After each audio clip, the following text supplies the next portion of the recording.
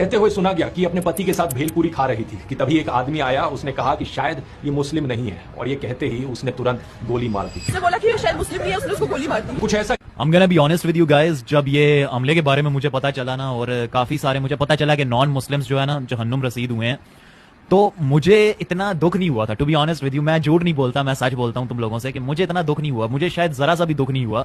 और वो तुम जो मैंने वीडियोस बनाई थी, मेरी एक वीडियो बहुत ही ज्यादा वायरल गई थी जिसमें मैंने जो है ना मोदी के ऊपर बोला था कि इसका जिम्मेदार यही है, वो वीडियो वायरल गई। उमर अहमद इलियासी ने कहा कि शुक्रवार की नमाज के समय 5.5 लाख मस्जिदों से स्ट्रॉन्ग एंटी टेरर मैसेज दिया जाएगा। विक्टिम्स के लिए प्रार्थना की जाएगी।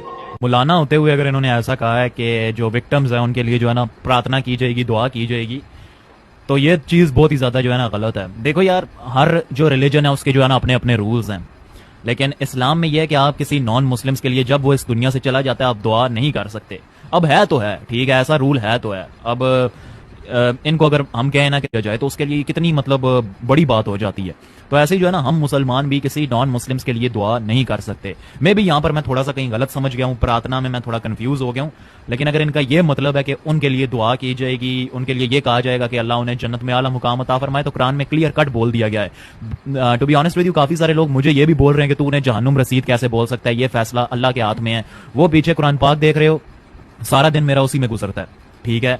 उसमें क्लियर कट लिखा हुआ है कि तुम जो है ना नॉन मुस्लिम्स के लिए दुआ कर सकते हो और वो जो है ना जहन्नुम में ही जाएंगे।